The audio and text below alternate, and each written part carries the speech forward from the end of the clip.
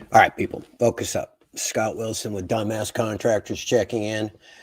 Welcome to today's briefing. This morning's topic is what should I do first?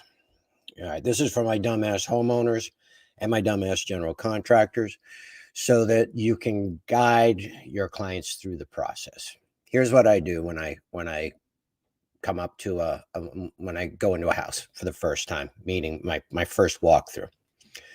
A lot of times I get called in for the kitchen or a bathroom or the porch. Something's in, there's something dead in there and they need to have something fixed.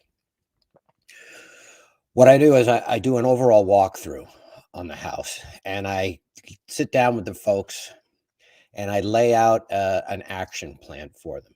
Now, a lot of people are buying houses that are in rough shape right now.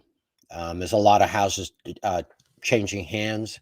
A lot of people, for a lot of first-time home buyers, a lot of people are buying a house for the first time. They've never owned a house before, and they don't know how to maintain a house properly. First thing you want to do is make sure the house is weather tight. Once you have the roof and the siding and the windows relatively sealed up, you want your basement dry. You want to have a dry envelope. That's your first priority. And I've seen people that did the kitchen before they did the roof. That was not pretty. To have a brand new kitchen, and anytime it rained, they had to put buckets in the kitchen to catch all the water. So what I do is I do a walkthrough on the house, and then I say the worst room in the house is the garage, the entryway, the living room. Maybe they had pipes burst. They've got a lot of drywall work that has to be fixed. And I tell them, pick the worst room in the house and turn it into the best room in the house. That's your biggest return on investment, both financially and emotionally. Once you start fixing up your domicile, the place where you sleep, the place where you live, your mood automatically increases. Best thing you can do for your mood is to wash your windows. Just scrub them clean so they sparkle, and you'd be surprised at how much depression will go away. All right, so you go into your worst room. Could be the garage. Might not have been cleaned out in 25 years. It might be dead animals and old, mice bones floating around in there. You want to clean it out, fix the drywall, give it a whitewash, paint the floor. Just pick that worst room and get it up to speed. That's the way that I walk through houses, my houses and my clients' houses. Once we start down that path, people start to realize, oh my God, I didn't need to have a bathroom redone. I needed to have my whole house redone. And for my dumbass contractors, this is what gives you a steady flow of work. Now, a lot of people come in and buy an old house and want to go through it top to bottom in one fell swoop. That's doable. But you got to have someplace else to live while you're doing it, and you have to have a lot of capital to pull that off. You're already buying a house that's overpriced in this market now because interest rates are low. Everybody wants to buy a house. So it's hard to get houses, and you have to overpay for them. So you're getting into the structure at an expensive price point.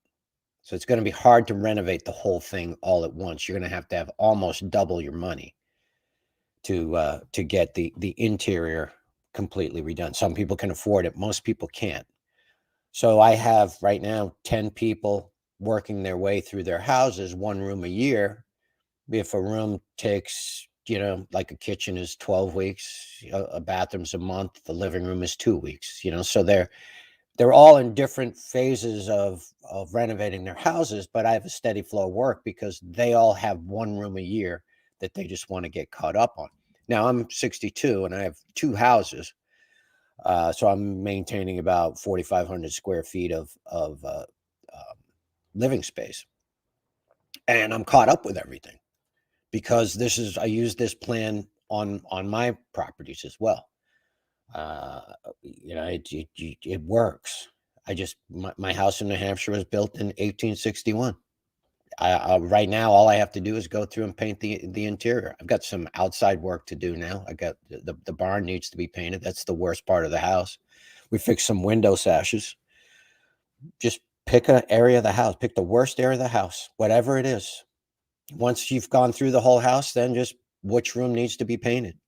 Which kid moved out and went to college. Go through that room. Even though you did it 10 years ago, do it again.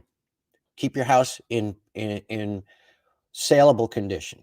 You sometimes you might have to move for a job. You might have to downsize real quick, and you want your house in saleable condition so that a real estate agent can walk in and say, yeah, there's no mildew, there's no mold smell, all the rooms are intact, there's no holes in the drywall, there's no broken glass, screens are all in it, it's up to speed, it's up to snuff.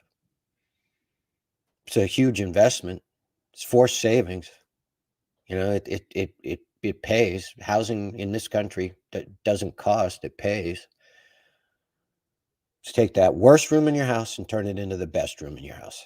Then pick the next worst room and just keep upgrading your worst rooms until you can sit there and go, I feel comfortable with where the house is. And contractors have 10 or 15 or 20 people that are doing one room in their house. It's a business model that served me well for 40 years. All right, renovate. Keep that housing stock up to snuff. Keep it dry. Shelter for people. All right. We're burning daylight.